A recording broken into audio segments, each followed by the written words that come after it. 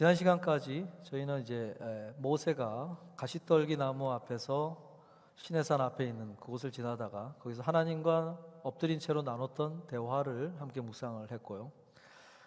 오늘부터는 인생의 노년의 삶을 마무리하면서 지혜를 아들에게 전하고자 지혜의 말씀을 나누었던 전도서의 말씀을 좀 함께 나누고자 하고, 특히 때에 대한 말씀이 들어있는 오늘 이 3장의 말씀을 좀 나누고자 합니다.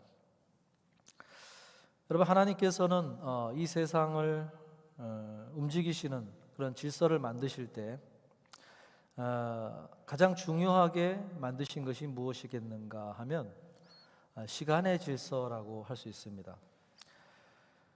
우리는 시계가 없다 하더라도 하루에 해가 뜨고 해가 지는 것을 보면서 누구나 시간이 또 이렇게 흘렀구나 하는 그 시간의 흐름을 알 수가 있습니다.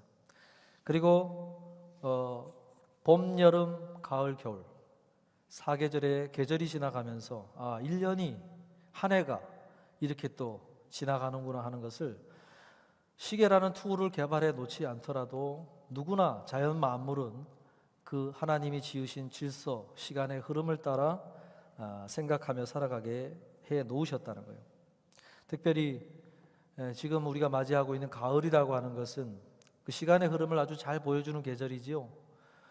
형형색색 색깔을 보여주면서 이제 푸르른 녹음이 아니라 이미 이제 잎사귀가 그 수명이 다 돼가고 있는 것을 이렇게 보여주면서 시간이 흐르는가를 1년의 마무리 즈음에 깨닫게 만드는 계절이라고 할 수 있습니다. 창세기 1장 1절에서 5절을 보면 하나님께서 빛이 있으라 하심으로 빛과 어둠을 나누시고, 그리고 하늘의 궁창에 광명체 해와 달과 별을 만드심으로 낮과 밤을 나누도록 하신 분이에요. 그때로부터 우리는 계절, 연도, 우리가 시간을 측정하는 어떤 시간의 질서가 작동하도록 만드셨다고 할 수 있습니다. 이러한 질서를 따라 모든 시조물들이 살아가게 된 것입니다. 그러므로 하나님은 시간을 만드신 분이기 때문에 시간을 초월해 계신 분이시죠. 시간에 제한을 받지 않으신다는 것입니다. 그 말인즉슨 세상을 이해하는 방식이 우리와는 확연하게 다르다는 것입니다.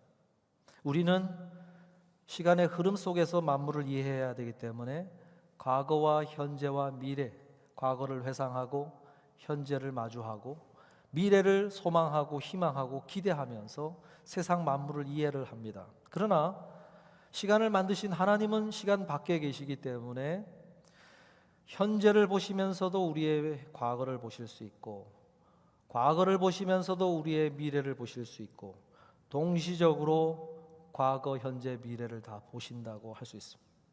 그런 면에서 우리가 생각과 하나님의 생각은 다를 수밖에 없고, 하나님의 생각을 우리가 다 이해할 수가 없습니다.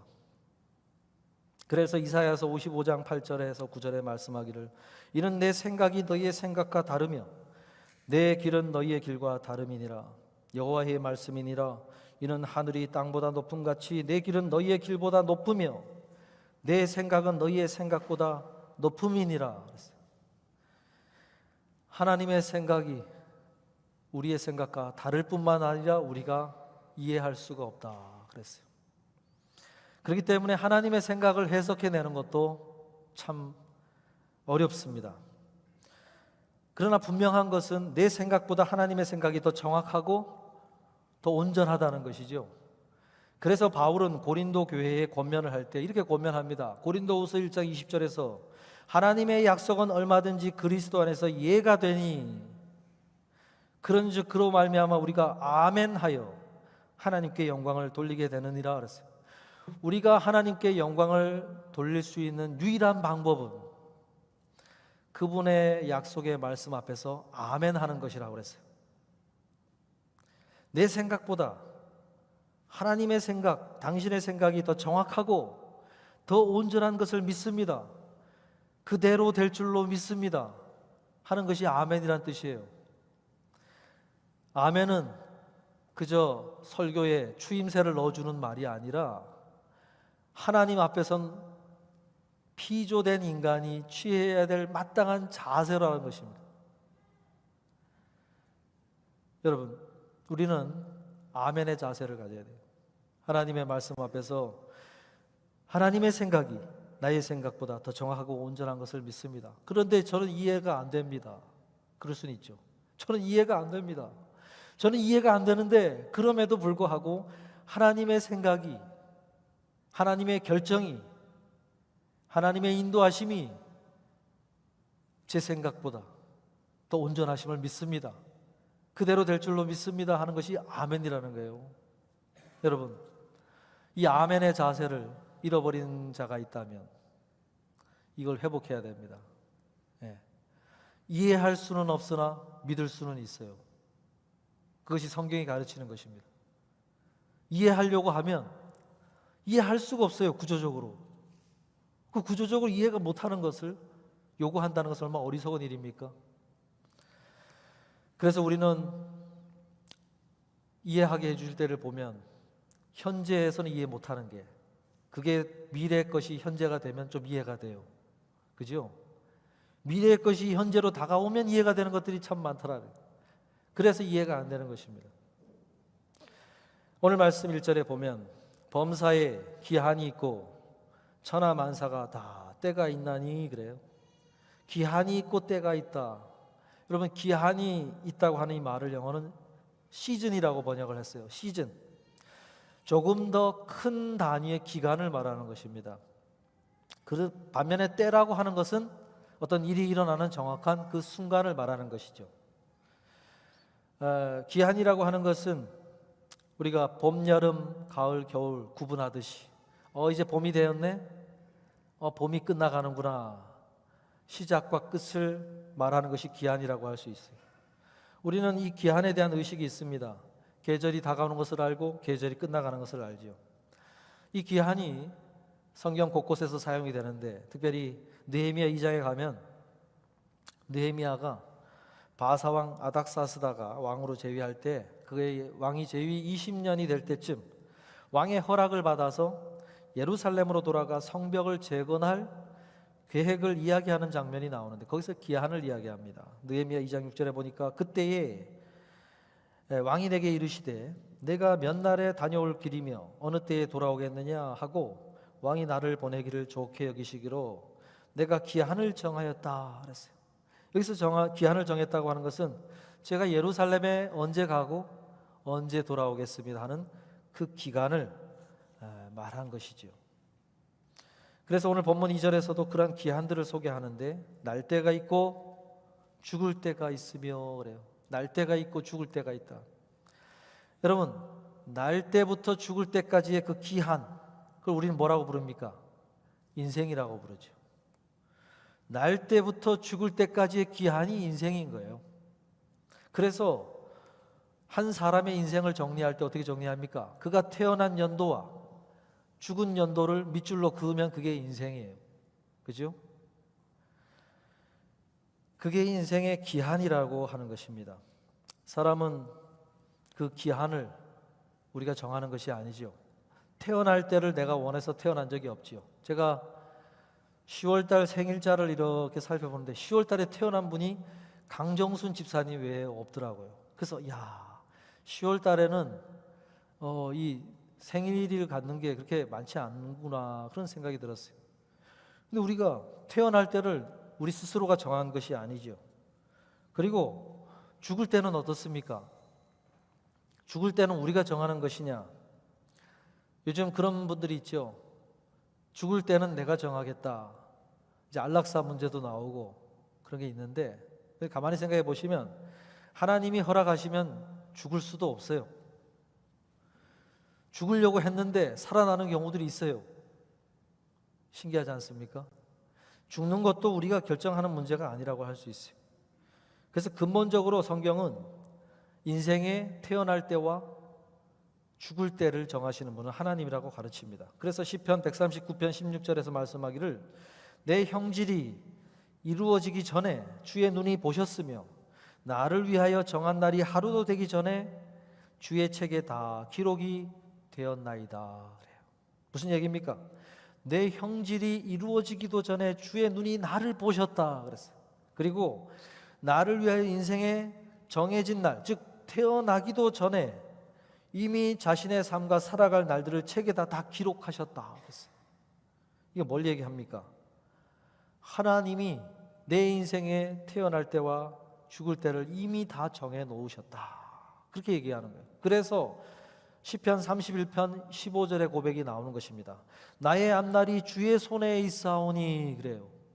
나의 인생이 주님의 손 안에, 주님의 결정 안에 들어 있습니다라고 고백을 하는 것입니다. 여러분, 우리의 인생의 기한을 정하시는 분이 하나님이라는 것을 우리가 기억하게 되면 이런 고백을 드리게 되는 거예요. 그러면서 인생을 진지하게 생각하게 되죠. 이 하나님의 손 안에 들어있는 내 인생을 나는 어떻게 살아야 될까? 그런 고민을 하게 되는 것입니다. 올 한 해가 이미 다 되어가고 있는 시기에 우리가 올 한 해를 어떻게 정리할 것인가, 어떻게 생각할 것인가 했을 때요, 하나님의 생각 방식과 우리의 생각 방식이 다른 것이죠. 하나님은 어떻게 생각하시느냐? 우리의 이 지점을 어떻게 보시느냐? 나의 전체 인생의 기한을 아시기 때문에 그 기한 중에 내가 어느 지점에 있는지를 보면서 이 시점을 생각하시는 분이 하나님이시오. 우리는 그걸 모르기 때문에 그저 내가 지나면서 뭐가 중요한가, 내 필요를 중심으로 올 하루의 인생을 생각한다고 하는 것입니다. 그런데 하나님의 관점과 닮은 지점에서 생각할 때가 있어요. 언제요? 시한부 인생을 선고받았을 때. 당신의 인생은 앞으로 6개월 남았습니다. 의사로부터 이런 진단을 받으면요, 그 하루하루를 어떤 방식으로 생각하겠습니까? 내가 남은 6개월에 어느 지점에 와 있구나, 내가 남은 6개월에 어느 지점에 와 있구나. 여러분, 그러면요 우선순위가 달라지고 인생을 살아가는 가치관 자체가 완전히 바뀌어지게 되는 것입니다. 지금 이 시점에 내가 뭘 해야 되는지가 완전히 달라지게 된다는 거예요. 그래서 하나님이 주시는 말씀과 우리가 그 지점에서 그 말씀을 들을 때와 서로 다른 거예요.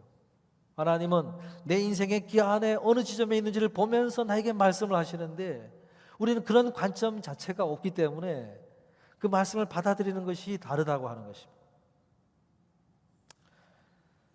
나는 내 기한에 어느 지점에 서 있을까요? 2025년도 이제 10월 첫 주입니다. 여러분, 나는 나의 기한 어느 지점에 나는 서 있을까? 이런 생각을 한번 해보시면 올 한 해 참 어떤 생각을 하고 지나왔는가 생각하게 되고, 짧게는 1년 단위로 생각할 수도 있죠. 1년에 이제 3분의 2가 지났구나, 1년에 3분의 2가 지났구나 하면서 생각하면요, 그래도 여름을 지날 때보다는 이 가을을 지나면서 조금 더 다른 생각을 하게 되지 않을까 생각합니다. 남유다 13대 왕이었던 히스기야가 왕이 된 지 14년 되었을 때에 사망 선고를 받습니다. 그의 피부에 생긴 종기와 그 종기를 통해 감염됐기, 그것으로 인하여서 이제 죽을 병이 됐어요. 그래서 이사야 선지자가 찾아와서 사망 선고의 말씀을 하는데, 열왕기하 20장 1절에 보니까 그때에 히스기야가 병들어 죽게 되매 아모스의 아들 선지자 이사야가 그에게 다가와서 그에게 이르되, 여호와의 말씀이 너는 집을 정리하라, 내가 죽고 살지 못하리라 하셨나이다. 그래요. 집을 정리하라, 짐 정리를 하라는 것입니다. 더 이상 일거리를 만들지 말고 짐을 정리하라. 너는 죽고 살지 못하리라. 인생의 기한이 다 됐다는 것을 하나님이 밝혀주신 것이죠. 히스기야가 그 말을 듣고 어떻게 했을까요? 여러분, 그 말을 들으면 어떻게 하겠습니까? 열왕기하 20장 2절 3절에 보니까 히스기야가 낯을, 얼굴을 벽으로 향하고 여호와께 기도하여 이르되, 여호와여 구하오니 내가 진실과 전심으로 주 앞에 행하며 주께서 보시기에 선하게 행한 것을 기억하옵소서 하고 히스기야가 심히 통곡하더라 그랬어요. 얼굴을 벽에 바짝 붙여가지고 벽에다가 거의 닿을 즈음하게 하고 심히 통곡했다 그랬어요. 그때에 이사야가 그 말을 전한 후에 성읍을 다 빠져나가기도 전에 이사야에게 하나님의 음성이 들리는데 뭐라고 하셨냐면 열왕기하 20장 4절 6절에 보니까 이사야가 성읍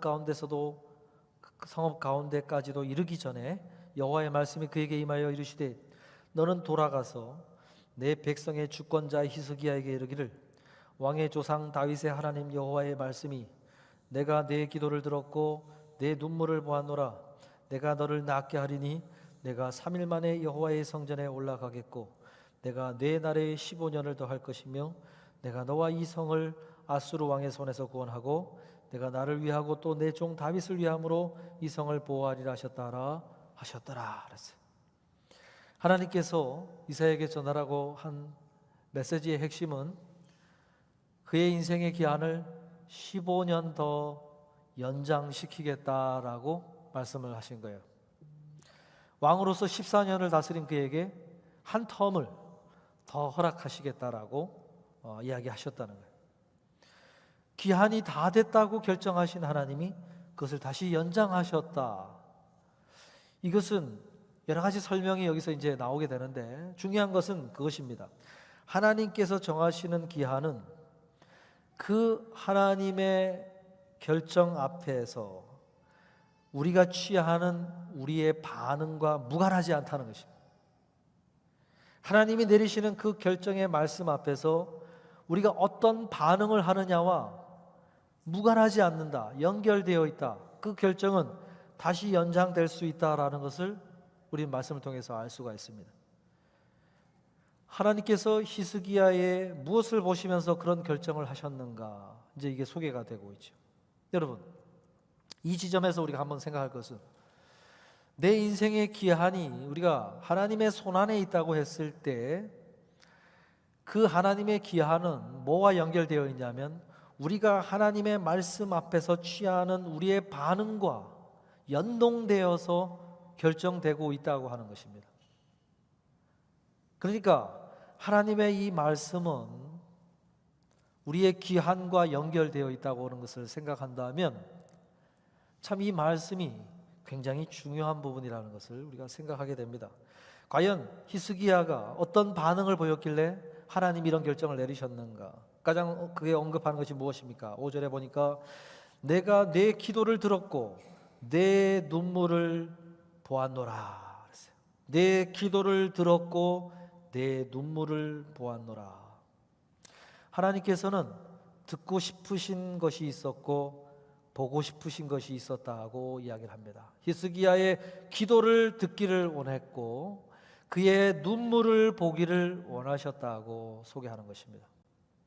그러니까 이사야를 통해서 집을 정리하라, 너는 죽을 것이다 라는 메시지를 전할 때 이사야 선지자에게는 소개하지 않았던 하나님이 가지신 자신의 하나님의 마음 안에 두셨던 어떤 내면적인 조건이 있었다는 것입니다. 그 조건이 히스기야가 드리는 기도를 듣기를 원하셨고 그의 눈물을 보기를 원하셨다라고 하는 것입니다. 그 조건이 가지고 계신 그 하나님께서 히스기야의 그 모습을 보고 그 연장 계획을 알리셨다고 하는 것입니다. 하나님께서 우리에게 보고자 하시는 것이 있고 듣고자 하시는 것이 있다는 것입니다. 이 말씀이 들려졌을 때 우리에게 보기를 원하시는 반응이 있다는 것입니다. 우리에게 듣기를 원하는 반응이 있다고 하는 것입니다. 그걸 안 하면요, 글쎄요, 하나님이 어떤 결정을 내리실지 모르겠어요. 히스기야에게 듣기를 원하신 기도는 어떤 기도였습니까? 낯을 벽으로 향하고 기도했다고 그랬어요. 그것은 뭘 얘기하냐면은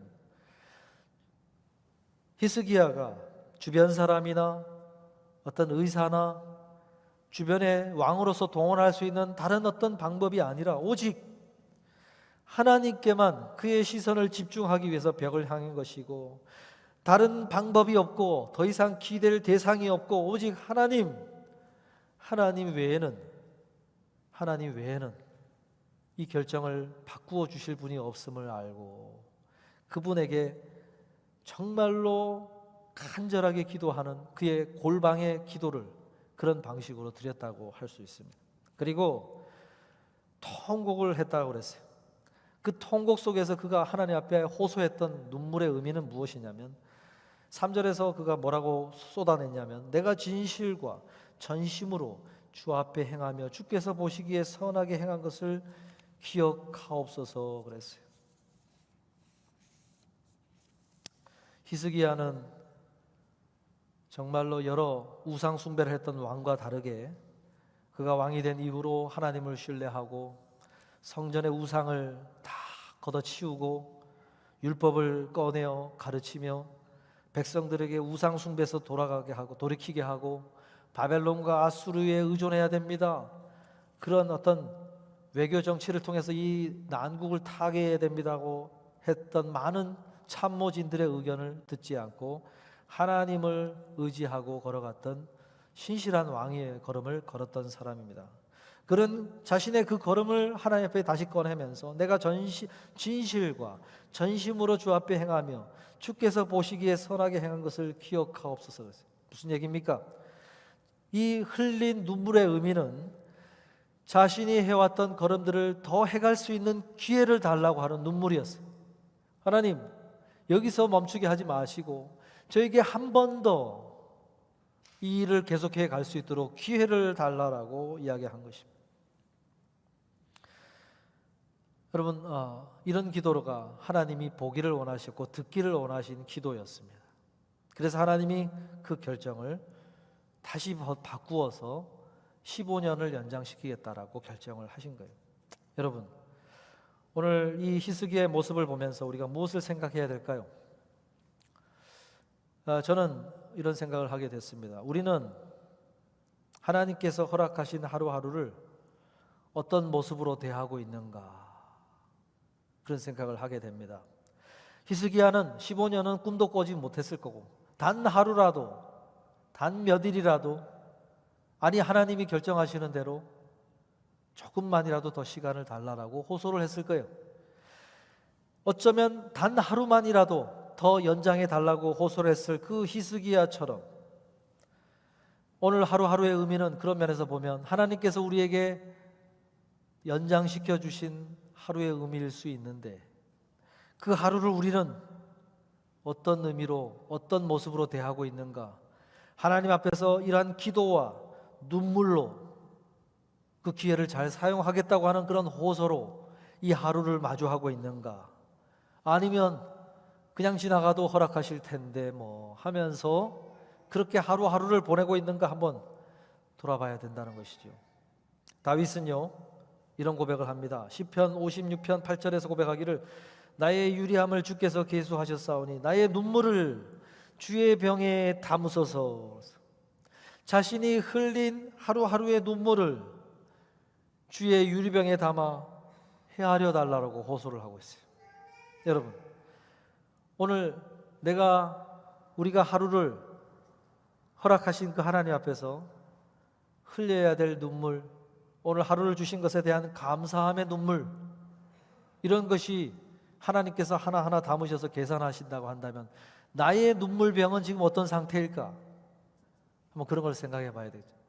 나의 눈물은 하나님이 가지신 주의 손에 들린 눈물병에 나의 눈물, 나의 기도는 하나님이 담으셔서 하나하나 계산하고 계신다고 한다면은 나의 눈물병의 상태는 어떤 상태일까? 메말라버려 흔적만 남아있는 상태일까? 아니면 다윗이 고백하는 것처럼 눈물병에 눈물이 차있는 그런 상태일까? 여러분, 우리는 이 하루하루를 좀 그렇게 대해야 된다는 것입니다. 하루를 허락하신 그 하나님 앞에 기도함으로, 눈물로, 그렇게 하루에 대한 감사함으로 하루하루를 마주하고 하루하루를 살아가야 된다는 것입니다. 오늘 올 한 해를 마치면서 여러분은 어떻게 보내시겠습니까? 이 올 한 해의 남은 날들을 여러분 이렇게 회복해야 될 거라고 생각합니다. 하루를 대하는 기도가 살아나야 될 것이고, 하루를 대하는 그러한 기회를 주신 하나님 앞에 감사의 눈물이 회복돼야 되리라고 믿습니다. 다니엘서 6장에 가면 다니엘이 하나님 앞에 하루하루에 3번씩 기도를 통해서 하루하루를 마주하며 정말로 이민자로서 포로민으로서 그렇게 끌려가서 산 하루하루의 삶을 그렇게 기도함으로 감사함으로 살아갔다라고 소개를 하면서 그런데 그 기도 때문에 위험에 빠지는 장면이 소개가 되고 있어요. 그 하루하루의 기도 때문에 정적들이 쳐놓은 함정에 그의 종교 활동이 문제가 되어서 사자굴에 던지움을 받는 어려움이 닥쳐왔어요. 그런 어려움이 찾아왔을 때 다니엘은 보통 사람 같았으면 그 기도를 그치고 그 어려움을 지나가려고 했을 텐데 그는 여전히 하던 대로 그 하루하루의 기도를 여전히 드리면서 그 위험 가운데 빠져버렸다고 성경은 소개합니다. 그런데 오히려 얼마 되어서 성경은 오히려 그 기도 때문에 그 정적들이 쳐놓은 올무에서 기적적으로 살아나서 자신을 시기하며 싫어하던 많은 정치적인 정적들을 한 번에 해결을 하고 오히려 다리오 왕의 신임을 받아 그 정치적으로 혼란스러운 시기 가운데서도 다시 중용을 받는 정치적인 입지를 갖게 되었다라고 소개합니다. 무슨 말이냐면 우리가 하루하루를 기도함으로 눈물로 감사함으로 걸어가려고 할 때 어려움이 찾아와요. 쉽지 않다는 것입니다. 네. 마음에 근심이거리가 던져지면 내가 지금 이렇게 기도하고 있을 때가 어디 있나 하면서 그 문제 앞에서 그런 기도의 문을 닫아버리고 눈물이 메말라지기 시작하는 거예요. 그런데 거기까지 그것 때문에 눈물을 흘리는 것이 메말라버리고 기도가 멈춰지면 그것은 사단이 쳐놓은 올무의 가치관으로 그 삶을 바라보는 것입니다. 반대로 오히려 다니엘은 그 하루하루를 기도함으로 그 하루 속에 찾아온 숱한 어려움과 힘든 상황을 오히려 기도와 눈물로 나아가게 되면 그것 때문에 살아나는 역사, 회복되는 역사, 그리고 놀라운 신비한 길이 열리는 것을 경험하게 된다는 것입니다.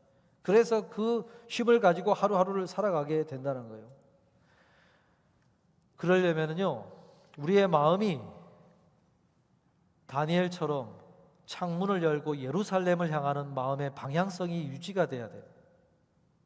다니엘은 바벨론에 와서도 창문을 열고 예루살렘을 향하여 쳐다보면서 자신이 하나님의 백성이라는 사실을 잊어버리지 않으려고 몸부림을 쳤어요.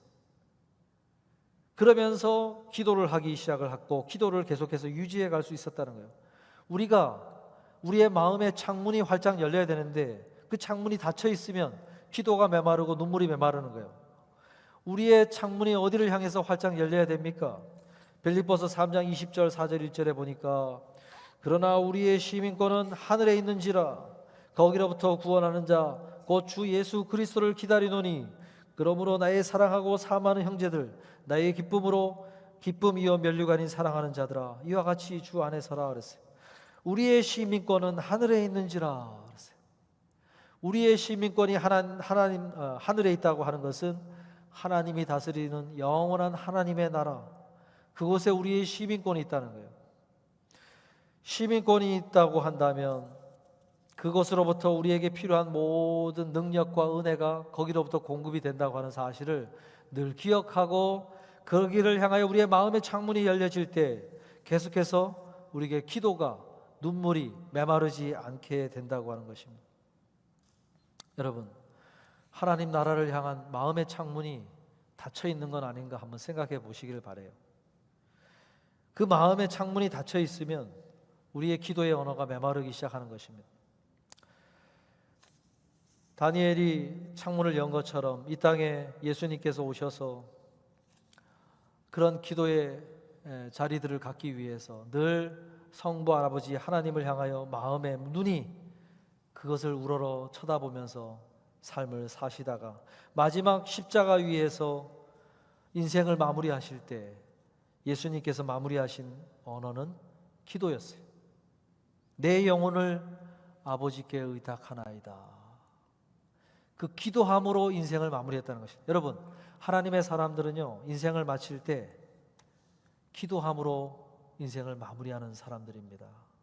기도할 때 인생을 마쳐지게 되면 마음의 창문을 활짝 열고 내 영혼을 하나님께 의탁하나이다. 우리의 시민권이 하나님 나라에 있음을 기억하고 그분 앞에서 기도함으로 그 기도의 언어로 우리의 인생을 마무리하는 자들이 하나님의 백성들이라고 하는 거예요. 인생을 마무리하는데 기도의 언어는 다 말라있고 기억나는 것들이 내 통장에 이거 관리해라, 너는 저렇게 해라, 이 온통 이 세상에 쌓아놓은 것들에 대한 걱정과 근심과 염려만이 가득해서 그걸 처리하다가 아둥바둥 인생을 마무리하는 것이 아니라 내 시민권은 하늘에 있사오니 하면서 마음의 창문을 활짝 하나님 나라를 향하여 열고 내 영혼을 주님께 의탁하나이다. 그런 기도의 언어로 인생을 마무리하는 사람들이 하나님의 사람들이라고 하는 거예요. 하루하루를 지내면서 하나님의 기한이 오늘 끝날까 내일 끝날까를 늘 생각하는 사람은 하루도 그렇게 기도로 마음의 창을 열고 마무리하게 된다는 것입니다. 여러분, 오늘 삶으로 돌아가시면 내 마음의 창문이 온통 세상을 향하여 여러 가지 이 땅의 것들에 향하여 머물지 마시고 하나님 나라를 향하여 눈을 감고 창을 열고 하나님을 바라보고 하나님이 오늘도 허락하시는 그 은혜를 기대하면서 그렇게 눈물과 기도, 그것으로 하루를 시작하고 하루를 마무리하시는 그런 믿음의 사람들로 서실 수 있기를 바랍니다. 여러분, 각자의 골방, 히스기야가 벽 앞에서 그렇게 기도를 한 것처럼 내 개인의 기도의 골방들에 창문이 좀 열려져 있어야 될 것이고, 또 하나 공동체의 골방들이 있지 않습니까? 목요일마다 중보 기도의 모임이 이루어지고 있고 또 토요일 날 새벽 기도의 자리가 있고, 이러한 공동체가 함께하는 그러한 기도의 자리들, 여러분 이제 연말이 다가오는데 다시금 한번 순별로도 순사역으로 한번 결단을 하셔서 우리 한번 기도의 자리를 갖자. 그런 어떤 한 해를 마무리하면서 그런 기도의 언어로 한 해를 마무리해가는 그런 기도의 자리가 가꾸어져 나가야 되리라고 믿습니다. 기도가 어색해져 있다면, 눈물이 메말라져 있다면 그런 것을 회복하고 올 한 해를 마무리하고 내 인생의 기한을 정하시는 그 하나님께서 허락하시는 하루하루를 그렇게 기도로 눈물로 대하셔서 마지막 날이 찾아왔을 때 충격으로 그 선언을 받아들이는 것이 아니라 예전에 해왔던 것처럼 기도로 마지막의 날을 마무리하시는 하나님의 사람들로 서실 수 있기를 주님의 이름으로 축복합니다.